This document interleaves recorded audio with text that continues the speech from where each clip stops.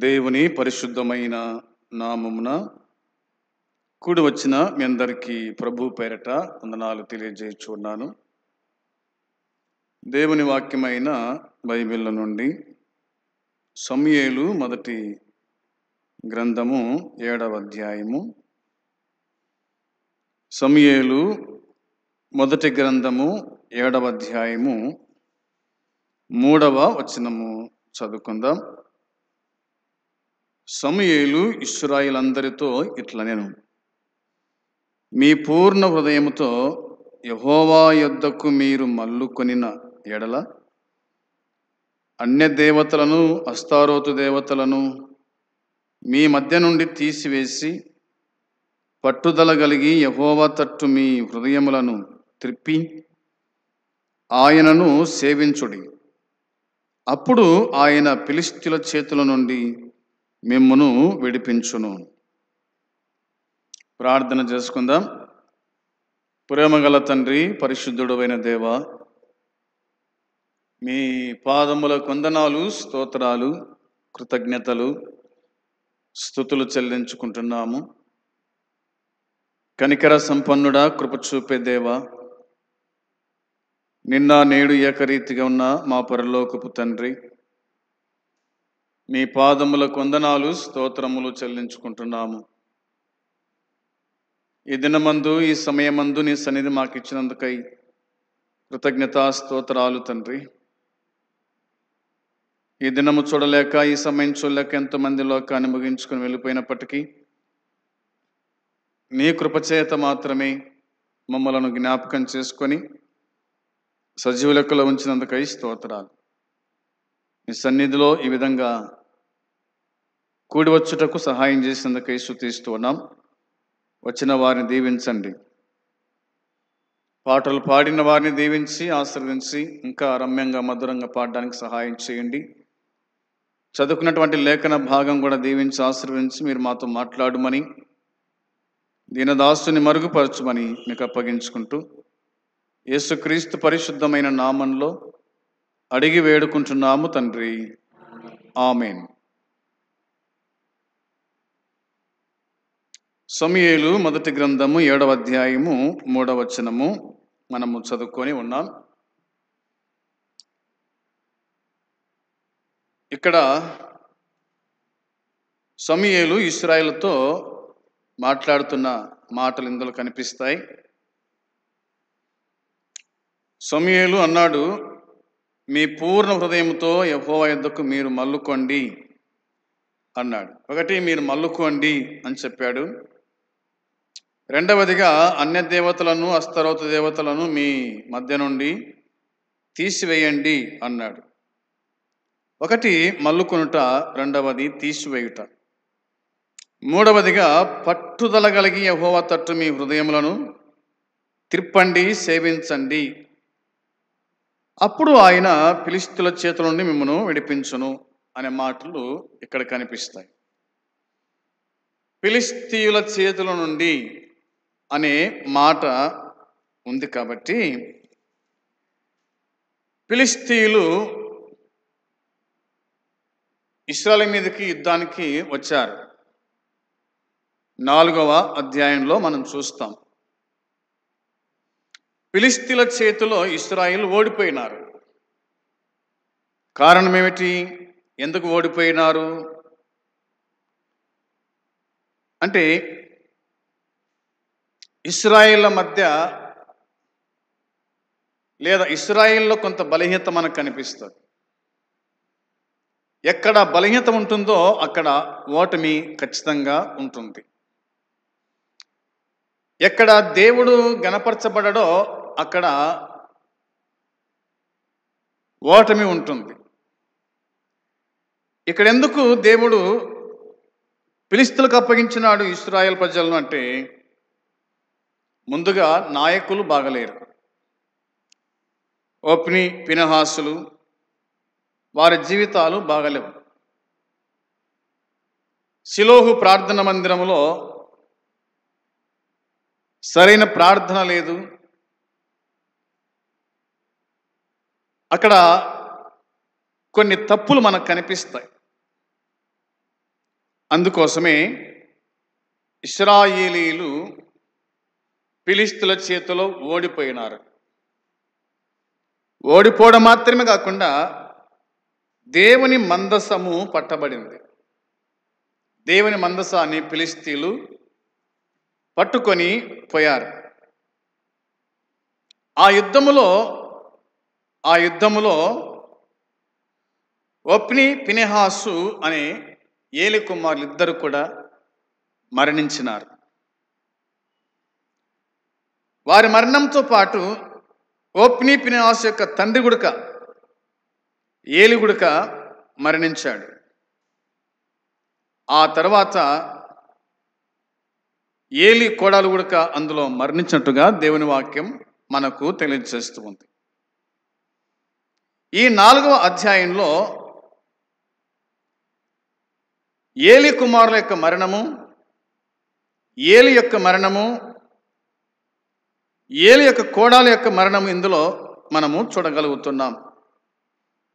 ఈ 4వ అధ్యాయము ఒకే ఇంటిలో 4 శవాలు కనిపిస్తాయి. ఇశ్రాయేలు చనిపోయారు. దేవుని మందసము కూడా పట్టబడింది. ఫిలిష్తీయులు మందసాన్ని తీసుకొని పోయినారు.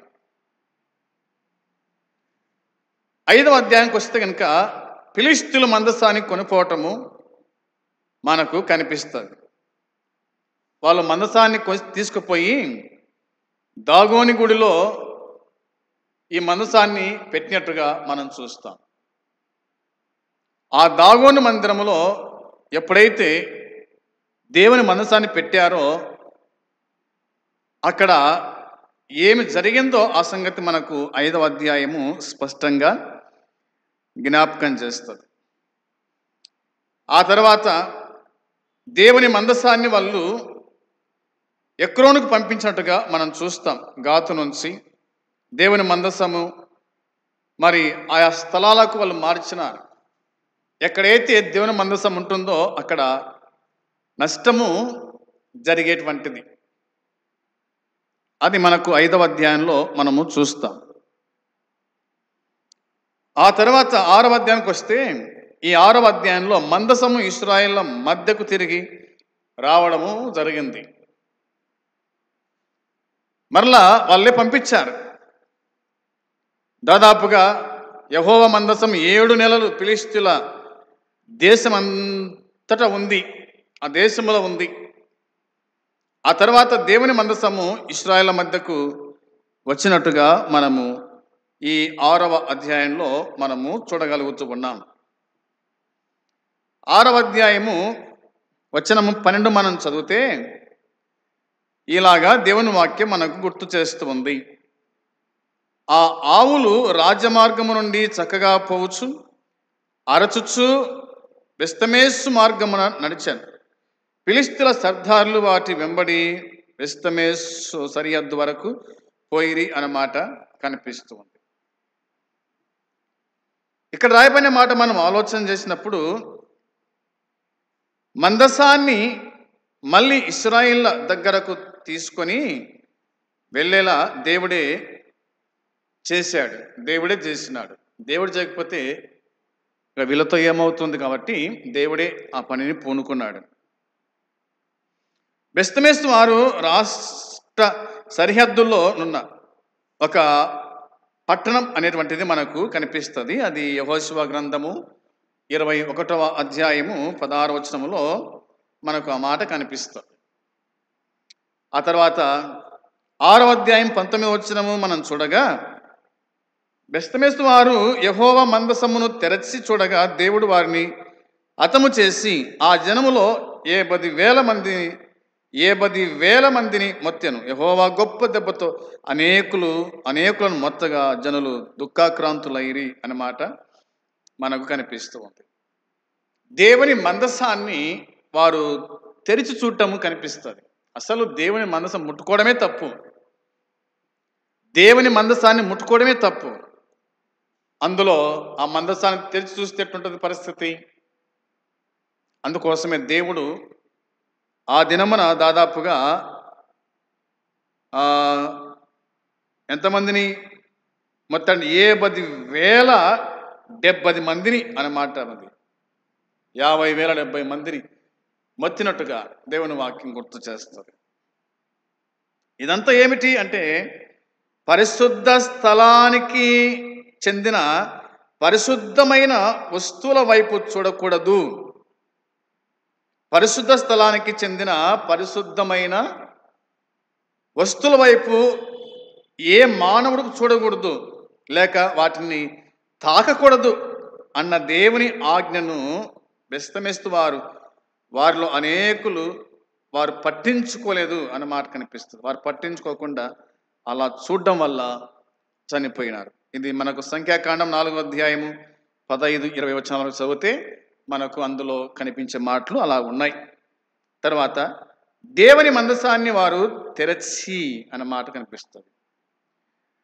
పరీక్షించడం ద్వారా దేవుని పట్ల ఏమాత్రము భయము లేని స్థితిని, పవిత్రమైన వాటి పట్ల తమ అగౌరవాన్ని ప్రదర్శించినట్టుగా మనం చూస్తాం. వాళ్ళు దేవుని ప్రజలు పరిశుద్ధుడైన తమ దేవునితో తమ సంబంధములో గౌరవం, మర్యాదల, భయభక్తులు కలిగి వాళ్ళు ఉండేవారుగా ఉండాలనేటువంటిది దేవుని మాట చెప్తుంది. కానీ వారికి భయము లేకుండా ఆ మందసాన్ని తెరిచి చూసినట్టుగా మనం ఇందులో చూస్తాం. అందుకోసమే మరి 70,070 మంది అనే సంఖ్య ఇందులో మనకు కనిపిస్తుంది. కాబట్టి ఇది మనకు 6వ అధ్యాయంలో మనము చూడగలుగుతూ ఉన్నాం. ఇవన్నీ జరిగిన తర్వాత ఇప్పుడు సమూయేలు వారితో మాట్లాడుతున్న సంభాషణ ఇందులో మనకు కనిపిస్తూ ఉంది. 7వ అధ్యాయము 3వ వచనం మనం చదువుకున్నాం. సమూయేలు ఇశ్రాయేలు అందరితో ఇట్లా అన్నాడు, మీ పూర్ణ హృదయముతో యెహోవా యొద్దకు మీరు మల్లుకొనిన ఎడల అన్య దేవతలను, అస్తరోతు దేవతలను మీ మధ్య నుండి తీసివేసి పట్టుదల కలిగి యెహోవా తట్టు మీ హృదయంలో త్రిప్పి ఆయనను సేవించుడి. అప్పుడు ఆయన ఫిలిష్తీయుల చేతుల నుండి మిమ్మును విడిపించును అనే మాట ఉంది. ముందు చేయాల్సిన పని ఏమిటి? ఏమి చేయాలా ఇశ్రాయేలీలు అంటే, మీ పూర్ణ హృదయముతో యెహోవా యొద్దకు మీరు మల్లుకొనిన ఎడల. అంటే వాళ్ళు ఇంకా మళ్ళలేదు. ఇన్ని జరుగుతున్నా వాళ్ళు మళ్ళలేదు, దేవుని వైపు చూడలేదు, దేవుణ్ణి ప్రార్థించలేదు, దేవుని సన్నిధికి వారు రాలేదు. ఇప్పటికైనా మించిపోయింది ఏముంది అని జ్ఞాపకం చేశాడు. ఇంతకు ఎంతకాలం ఉంది ఫిలిష్తీయుల మధ్య దేవుని మందసము అంటే? ఇది మనం చదవాల్సింది. చూడండి, 1-2 వచనాలు మనం చదువుకుందాం. 7వ అధ్యాయము మొదటి 2 వచనాల్లో, అంతటా కిర్యతాయిము వారు వచ్చి యెహోవా మందసమును తీసుకొని పోయి కొండ ఎందుండే అబీనాదాబు ఇంట చేర్చి దానిని కాపాడుటకై అతని కుమారుడైన ఎలియాజరును ప్రతిష్ఠించిరి. మందసము కిర్యతాయిములో నుండిన కాలము 20 సంవత్సరములాయెను. ఇశ్రాయేలందరూ యెహోవాను అనుసరింప దుఃఖించుచుండగా అనే మాట మనకు బైబిల్ జ్ఞాపకం చేస్తూ ఉంది. ఎంతకాలం ఉంది దేవుని మందసము అంటే? కిర్యతాయిములో 20 సంవత్సరాలు. 20 సంవత్సరాలు దేవుని మందసం మరి యెహోనాదాబు ఇంట ఉంది. యెహోనాదాబు యొక్క కుమారుడు అయిన ఎలియాజరును వాళ్ళు ప్రతిష్ఠించినారు. అంటే దేవుని మందసం యొద్ద ప్రార్థించడానికి ఈ యొక్క యెహోనాదాబు యొక్క కుమారుని ప్రతిష్ఠించినట్టుగా మనం చూస్తాం. ఆ తర్వాత మనం చదువుకున్న 3వ వచనంలో సమూయేలు ఇశ్రాయేలు అందరితో ఇట్లా అన్నాడు అనమాట. వారందరితో ఇట్లా అన్నాడు, మీ పూర్ణ హృదయముతో యెహోవా యొద్దకు మీరు మల్లుకున్న ఎడల అని చెప్పినాడు. ఎలా మల్లుకోవాలంట? పూర్ణ హృదయముతో అనే మాట కనిపిస్తుంది. ఇంకొక మాట జ్ఞాపకం చేసుకుంటే కనుక రోమపత్రిక 12-2-3 వచనాల్లో, లేదా రోమపత్రిక 12వ అధ్యాయము మొదటి 2 వచనాలు మనం చూస్తే, కాబట్టి సహోదరులారా, పరిశుద్ధమును దేవునికి అనుకూలమునైన సజీవ యాగముగా మీ శరీరములను ఆయనకు సమర్పించుకొనుడి. దేవుని వాత్సల్యమును బట్టి మిమ్మల్ని బతిమాలుకొనొచ్చు ఉన్నాను. ఇట్టి సేవ మీకు యుక్తమైంది. మీరు ఈ లోక మర్యాదను అనుసరింపక ఉత్తమమును అనుకూలమును సంపూర్ణమును అయి ఉన్న దేవుని చిత్తమేమో పరీక్షించి తెలుసుకున్నట్లు మీ మనసు మారి నూతనమగుట వలన రూపాంతరము పొందుడి అనే మాట ఉంది. అపోస్తలుడైన పౌలు జ్ఞాపకం చేస్తూ చెప్పిన మాట ఇది. కాబట్టి సహోదరులారా అని జ్ఞాపకం చేశాడు. పరిశుద్ధమును దేవునికి అనుకూలమునైన సజీవ యాగముగా మీ శరీరములను ఆయనకు సమర్పించుకునుడని దేవుని వాత్సల్యమును బట్టి మిమ్మల్ని బతిమాలుకొనొచ్చు ఉన్నాను. ఎలా సమర్పించుకోవాలి దేవునికి? ఏమి సమర్పించుకోవాలా దేవునికి? అవునా? మీ శరీరములను అన్నాడు. సజీవ యాగముగా మీ శరీరములను ఆయనకు సమర్పించుకొనుడి. దీన్నే సమూయేలు అన్నాడు, మీ పూర్ణ హృదయముతో. అవునా? ఏమన్నాడు? మీ పూర్ణ హృదయముతో మీరు మల్లుకొండి అన్నాడు. యెహోవా యొద్దకు మీరు మల్లుకొనిన ఎడల అని చెప్పినాడు. మీరు తిరిగిన ఎడల అని చెప్పాడు. 2వ వచనం చెప్తున్న మాట అదే కదా. మీరు ఈ లోక మర్యాదను అనుసరింపక, మీరు ఈ లోక మర్యాదను అనుసరింపక. ఈ అంటే అర్థం ఏమిటి? ఈ యుగ మర్యాదను అనుసరింపక ఉత్తమమును అనుకూలమును సంపూర్ణమునై ఉన్న దేవుని చిత్తమేమో పరీక్షించి తెలుసుకున్నట్లు మీ మనస్సు మారి నూతనమగుట వలన రూపాంతరం పొందండి. రూపాంతరము పొందండి అన్నాడు. మీరు ఈ లోక మర్యాద అనుసరింపక రూపాంతరం పొందండి అంటే ఇందులో అనేక విషయాలు మనకు ఇమిడి ఉన్నాయి. కొన్ని విషయాలు కనిపిస్తాయి, చాలా మనకు కనిపిస్తాయి. ఒకటి, ప్రస్తుత లోకం యొక్క విధానము చెడిందని, సాతాను పాలన కింద ఉందని మనకు దేవుని వాక్యం గుర్తు చేస్తుంది. రెండవదిగా, లోకములో ఉన్న విధి విధానాలను మనము ఎదిరించడమే గాక నిత్య సత్యాలను, దేవుని వాక్య ప్రమాణాలకు సరిపడిన నీతిని క్రీస్తు నిమిత్తము ప్రకటించాలి అనేది మనం చూస్తాం. మూడవదిగా, మనము దుర్నీతిని ద్వేషించాలి, నీతిని ప్రేమించాలి అని వాక్యము చెబుతుంది. అనేక రూపాలలో మరి వ్యక్తమయ్యేటువంటి కొన్ని పథకాలు దీంట్లో మనము చూస్తాం. అవన్నీ కూడా విడిచిపెట్టండి అన్నాడు. ఇక దేవుని మాటలు చదవడము ద్వారా, ధ్యానించడము ద్వారా మన మనసులను దేవుని ఆలోచనలకు అనుగుణంగా ఉండేలా మీరు చూచుకోండి అని పౌలు భక్తులు జ్ఞాపకం చేసినట్టుగా దేవుని వాక్యం మనకు గుర్తు చేస్తూ ఉంది. అందుకోసమే మీ పూర్ణ హృదయంతో యెహోవా యొద్దకు మీరు మల్లుకొన్న ఎడల అని జ్ఞాపకం చేశాడు. ఇక రెండో మాట ఏంటంటే, అన్య దేవతలను, అస్తారోతు దేవతలను మీ మధ్య నుండి తీసివేసి అన్నాడు. ఏమున్నాయి వీళ్ళ మధ్యన? ఉండకూడని ఉన్నాయి. ఉండాల్సిన దేవుడు ఉండకుండా ఉండకూడని వాళ్ళు పెట్టుకున్నారు. కాబట్టి వాళ్ళు ఫిలిష్తీయుల చేతిలో హతమైపోవడం, దేవుని మందసము పట్టబడడం, ఇవన్నీ కూడా జరిగినాయి. వాళ్ళు దుఃఖించారు, ప్రభువును సమీపించలేకపోయినట్టుగా మనము చూస్తూ ఉన్నాం. వాటిని మీరు తీసివేయండి అన్నాడు. కాబట్టి ఇందులో ఒక మాట గుర్తు చేస్తాను మీకోసమై. ఏమిటంటే, యెహోషువ గ్రంథము 24వ అధ్యాయంలో ఒక మాట చూడాలి మనం. ఏమన్నాడు యెహోషువ 24వ అధ్యాయము చూడండి 14 వచనము 15 వచనం చదువుకుందాం. 14 వచనం 15 వచనంలో, కాబట్టి మీరు యెహోవా యందు భయభక్తులు గలవారై ఆయనను నిష్కపటముగాను సత్యముగాను సేవించుచు మీ పితరులు నది అద్దరిని ఐగుప్తులోను సేవించిన దేవతలను తొలగద్రోసి యెహోవానే సేవించుడి.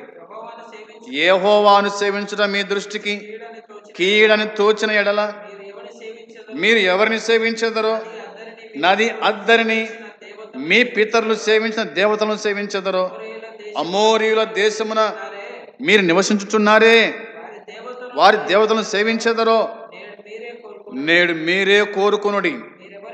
మీరెవరిని సేవింప కోరినను నేనును నా ఇంటి వారును యెహోవాను సేవించదము అని ఉంది. ఇక్కడ యెహోషువ ఇశ్రాయేలుతో మాట్లాడుతున్న మాటలు ఇందులో మనకు కనిపిస్తూ ఉన్నాయి. యెహోవా యందు భయభక్తులు గలవారై అన్నాడు.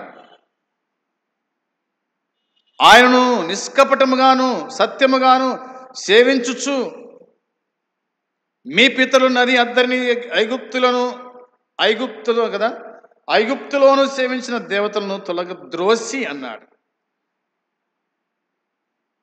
దేవతలను తొలగద్రోయండి, తోలివేయండి, యెహోవానే సేవించండి, యెహోవానే సేవించండి.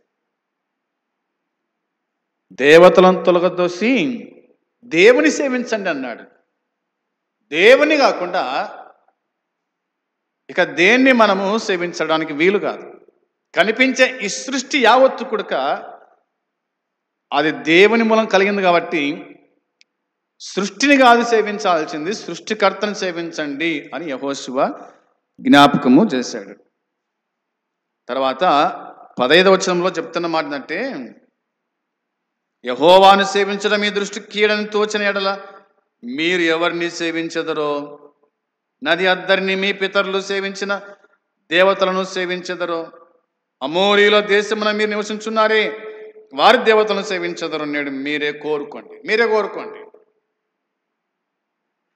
నేనును నా ఇంటి వారు మాత్రమే యెహోవాను సేవిస్తాం అని అన్నాడు. దేవుడు అనుగ్రహించిన రక్షణలో వ్యక్తిగత స్వేచ్ఛ అనేది అంతర్గతంగా ఇమిడి ఉంది అనేది మనం గుర్తుంచుకోవాలి. ప్రతి విశ్వాసి తప్పక ఎవరిని సేవించాలనేది జ్ఞాపకం. ఎవరిని సేవించాలా? మనం దేవుని సేవించాలనా ఇతర దేవతలను సేవించాలనా అనేది ప్రతి విశ్వాసి కూడా గుర్తించుకోవాలనేది వాక్యం మనకు జ్ఞాపకం చేస్తుంది. కాబట్టి యెహోషువ చెప్పిన మాట అంటే, ఇశ్రాయేలుకైతే దేవుని సేవించడం అంటే ఏదో ఒక్కసారి నిర్ణయించుకోవడం కాదు, దేవుని పట్ల విశ్వాసాన్ని కాపాడుకుంటూ ఆయనకు విధేయత చూపించడానికి మనం ఎప్పటికప్పుడు తీర్మానాలు చేసుకోవాలి అటువంటిదే యెహోషువ జ్ఞాపకము చేశాడు. అందును బట్టి మీరు ఎవరిని సేవిస్తారో మీకే విడిచిపెట్టినట్టుగా వాక్యం చెబుతుంది. అందుకోసమే ఈ వచన భాగంలో మనం చదువుకున్నాం 7వ అధ్యాయం 3వ వచనంలో, అన్య దేవతలను అస్తరు దేవతలను మీ మధ్య నుండి తీసివేయండి. తీసివేయకపోతే దేవుడు మీకు తోడుగా ఉండడు, మీకు జయం ఉండదు, మీకు అపజయమే అన్నట్టుగా ఆయన జ్ఞాపకము చేసినట్టుగా వాక్యం చెబుతుంది. ఇక 3వదిగా మనం ఆలోచన చేస్తే, పట్టుదల కలిగి యెహోవా తట్టు మీ హృదయములను త్రిప్పి ఆయనను సేవించండి అన్నాడు. యెహోవా తట్టు మీ హృదయములను త్రిప్పి ఎట్లా? పట్టుదల కలిగి అన్నాడు. పట్టుదల కలిగి హృదయం తిప్పండి, సేవించండి, మీరు తిరగండి, సేవించండి అన్నాడు. హృదయాలు తిప్పుకోవాలా? దేవుని వైపు తిప్పుకోవాలా? లోకం వైపున హృదయాలు దేవుని వైపు తిప్పుకోవాలా? ఆయనను సేవించాలా, ఆయనను ఆరాధించాలి అనేదే ఈ వాక్యం మనకు గుర్తు చేస్తూ ఉంది. ఇంకా 4వదిగా మనం ఆలోచన చేస్తే రాయబడిన మాట ఏమిటి? అప్పుడు ఆయన ఫిలిష్తుల చేతుల నుండి మిమ్మను విడిపించును. మిమ్మల్ని విడిపిస్తాడు. అంటే మీరు చేయాల్సింది మీరు చేస్తే ఆయన చేయాల్సింది ఆయన చేస్తాడు. మీరు చేయాల్సింది చేయకుండా మమ్మల్ని విడిపించు ప్రభువా, మమ్మల్ని తప్పించు ప్రభువా, మాకు స్వేచ్ఛ దయచేయి అంటే అది ఏమాత్రం కూడా కుదరదు. దీన్నే అంటారు రెండు గుర్రాల మీద సవారీ చేయుట.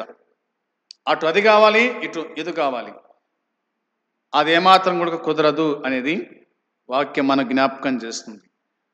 ఒకటి విడిచిపెట్టాలి, ఒకదాన్ని వెంబడించాలి. అనగా అన్య దేవతలను విడిచిపెట్టాలి, నిజమైన దేవుణ్ణి వెంబడించాలి. వ్యర్థమైన దాన్ని విడిచిపెట్టాలి, ప్రయోజనమైన దాన్ని మనము స్వీకరించేవారుగా అనుసరించేవారుగా ఉండాలని ఈ వచనము మనకు జ్ఞాపకానికి తీసుకొని వస్తుంది. కాబట్టి ఎవరైతే దేవుణ్ణి సంతోషపెట్టాలని నిజంగా కోరుకుంటారో వారు ఆయన సంరక్షణ దీవెన విడుదల కొరకు ఎదురు చూడవచ్చు అనే మాట మనకు వాక్యము చెబుతోంది. అందును బట్టి మనము చేయాల్సిన పని అంటే ఆయనను సేవించుట అనేది మనము గుర్తుంచుకుందాం. నిర్గమాకాండము 23వ అధ్యాయంలో ఇలా రాయబడిన చూద్దాం. చూడండి, నిర్గమాకాండం 23వ అధ్యాయము 22వ వచనం, 23వ అధ్యాయము 22వ వచనము చదవాలి. 23వ అధ్యాయం 22వ వచనం. జాగ్రత్తగా విని నేను చెప్పినది యావత్తు చేసిన ఎడల నేను మీ శత్రువులకు శత్రువును, మీ విరోధులకు విరోధినై ఉందును అన్నాడు. చాలు. ఏమన్నాడు ఇక్కడ దేవుడు? నీవు ఆయన మాటను జాగ్రత్తగా విని అన్నాడు. అంటే దేవుని మాట ఏం చేయాలంట? జాగ్రత్తగా వినాలి. ఎవరి మాట వినాలి? దేవుని మాట జాగ్రత్తగా విని నేను చెప్పినది యావత్తు చేసిన ఎడల, నేను చెప్పినది యావత్తు చేసిన ఎడల నేను నీ శత్రువులకు శత్రువును, నీ విరోధులకు విరోధినై ఉందును అన్నాడు. నీ శత్రువులకు శత్రువును అవుతాను, నీ విరోధులకు విరోధిని అవుతాను. ఎప్పుడు? నీవు నా మాట విన్నప్పుడు, నా మాట ప్రకారంగా జీవించినప్పుడు, నన్ను అనుసరించినప్పుడు, సేవించినప్పుడు అని ఆయన జ్ఞాపకం చేశాడు. ద్వితీయోపదేశకాండం 20వ అధ్యాయం మొదటి 4 వచనాలు. ద్వితీయోపదేశకాండము 20వ అధ్యాయము మొదటి 4 వచనాల్లో నీవు నీ శత్రువులతో యుద్ధమునకు పోయి గుర్రములను రథములను మీకంటే విస్తారమైన జనమును చూచినప్పుడు వారికి భయపడవద్దు. ఐగుప్తు దేశముల నుండి నిన్ను రప్పించిన నీ దేవుడైన యెహోవా నీకు తోడై ఉండును. అంతేకాదు, మీరు యుద్ధమునకు సమీపించినప్పుడు యాజకుడు దగ్గరకు వచ్చి ప్రజలతో ఇలాగూ చెప్పవలెను, ఇశ్రాయేలీయులారా వినుడి, నేడు మీరు మీ శత్రులతో యుద్ధము చేయుటకు సమీపించుచున్నారు. మీ హృదయములు జంకనీయకుడి, భయపడకుడి, వణకకుడి, వారి ముఖము చూచి బెదరకుడి. మీ కొరకు మీ శత్రులతో యుద్ధము చేసి మిమ్మును రక్షించువాడు మీ దేవుడైన యెహోవాయే. అంతే. అర్థమైంది మాట? ఏమిటి అంటే మిమ్మును రక్షించువాడు మీ దేవుడైన యెహోవాయే. అయితే మీరేం చేయాలా?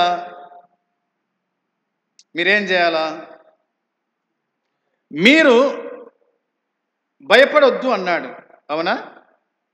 మీరు భయపడొద్దు. మీ హృదయములు జంకనీయకుడి, భయపడకుడి, వణకకుడి. అవునా? బెదరకుడి. ఒకటి జంకనీయకూడదు, రెండవది భయపడకూడదు, వణకకూడదు, బెదరకూడదు. మీ కొరకు మీ శత్రులతో యుద్ధము చేసి మిమ్మను రక్షించువాడు మీ దేవుడైన యెహోవాయే. ఎప్పుడు అంటే మీరు దేవుని మాట విన్నప్పుడు, దేవుని వాక్య ప్రకారంగా జీవించినప్పుడు, అప్పుడు మీ పక్షాన మీ దేవుడే యుద్ధము చేస్తాడు, మిమ్మల్ని రక్షిస్తాడు, మీకు విజయాన్ని అందిస్తాడు అని చెప్పినట్టుగా దేవుని వాక్యం గుర్తు చేస్తుంది. చివరిగా ఒక మాట చూడండి. యెహోషువ గ్రంథము 1వ అధ్యాయము 5-9 వచనాలు. యెహోషువ గ్రంథము 1వ అధ్యాయము మనము 5వ వచనం నుంచి చదువుకుందాము.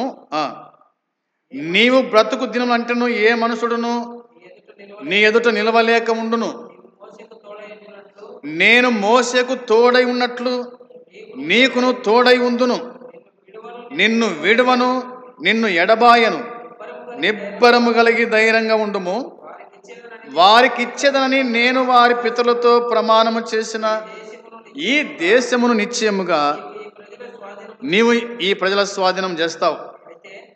అయితే నీవు నిబ్బరము కలిగి జాగ్రత్త పడి బహుధైర్యంగా ఉండి నా సేవకుడైన మోసే నీకు ఆజ్ఞాపించిన ధర్మశాస్త్రం అంతటి చొప్పున చేయవలెను.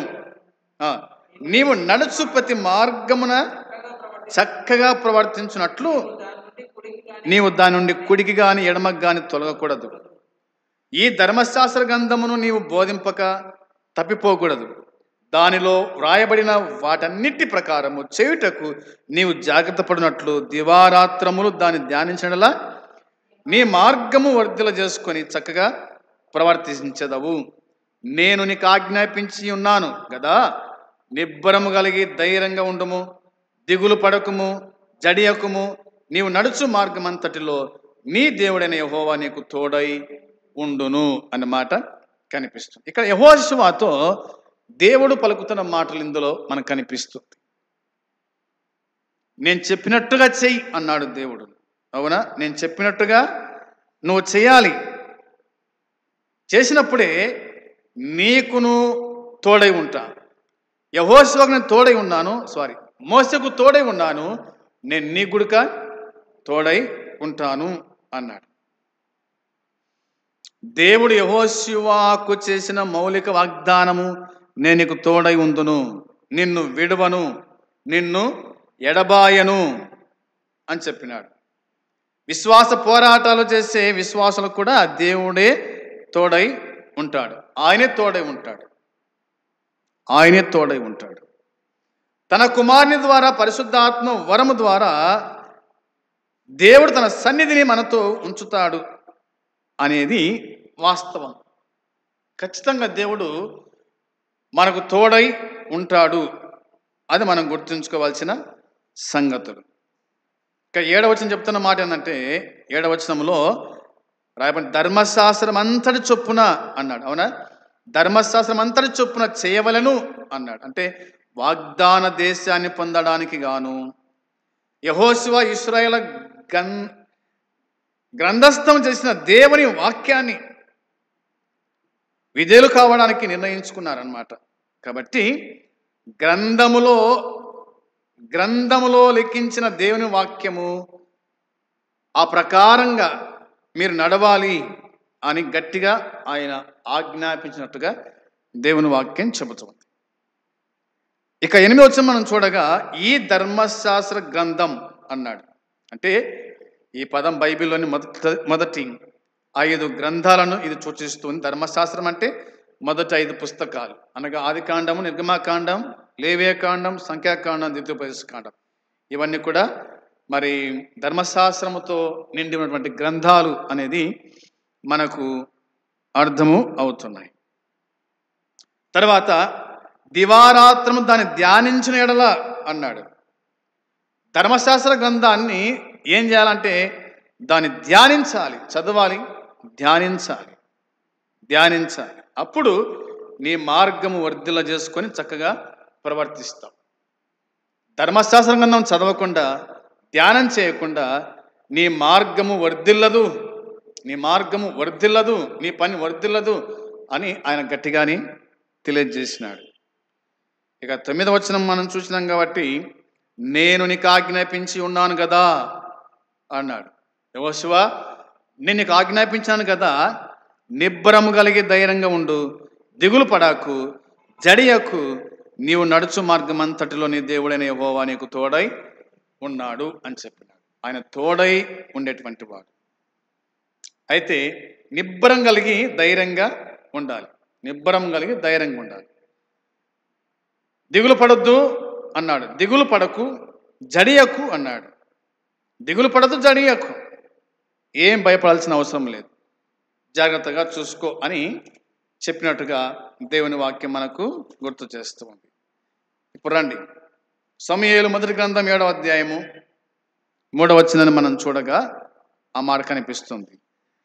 ఆయన ఫిలిష్తుల చేతుల నుండి మిమ్మును విడిపిస్తాడు. ఎప్పుడు విడిపిస్తాడు అంటే, మనము చేయాల్సింది మనం చేస్తే ఆయన చేయాల్సింది ఆయన చేస్తాడు.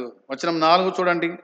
4వ వచనంలో, అంతటా ఇశ్రాయేలీలు బయలుదేవతలను అస్తరోతు దేవతలను తీసివేసి యెహోవాను మాత్రమే సేవించిరి. 5వ వచనం, అంతటా సమూయేలు ఇశ్రాయేలు అందరినీ మిస్పాకు పిలువనంపుడి, నేను మీ పక్షమున యెహోవాను ప్రార్థన చేతునని చెప్పగా, వారు మిస్పాలో కూడుకొని నీళ్లు చేది యెహోవా సన్నిధిని కుమ్మరించి ఆ దినము ఉపవాసముండి యెహోవా దృష్టికి మేము పాపాత్ములమని ఒప్పుకొనిరి. మిస్పాలో సమూయేలు ఇశ్రాయేలుకు న్యాయము తీర్చుచు వచ్చెను. ఇశ్రాయేలు మిస్పాలో కూడి ఉన్నారని ఫిలిష్తీయులు విన్నప్పుడు ఫిలిష్తీయులు సర్దారులు ఇశ్రాయేలు మీదకి వచ్చిరి. ఈ సంగతి ఇశ్రాయేలు విని ఫిలిష్తీయులకు భయపడి అన్నమాట. భయపడకూడదని వాక్యం చెబుతుంటే వీళ్ళు మళ్ళా భయపడుతూ ఉన్నారు. జడియకు, భయపడద్దు, దిగులు పడకు, నిబ్బరం కలిగి ఉండమని వాక్యం చెప్తుంటే వీళ్ళు మళ్ళా భయపడుతున్నారు. భయం ఎక్కడో ఉంది, లోపల దాక్కొని ఉంది. దేవుడు ఇతరానంగా చెప్తున్నా కానీ వారిలో భయం ఇంకా ఉంది. కాబట్టి భయం పోలేదు. భయం పోవాలంటే వారు సంపూర్ణంగా హృదయపూర్వకంగా దేవుణ్ణి సేవించాలా అన్నది లేఖనం మనకు గుర్తు చేస్తుంది. ప్రభు చిత్తమైతే మనం 8వ వచనం తర్వాత ధ్యానం చేద్దాం. ఈ వచనం రాయబడిన మాట ఏంటంటే, మన చదివి ముగించుకొని చూడండి.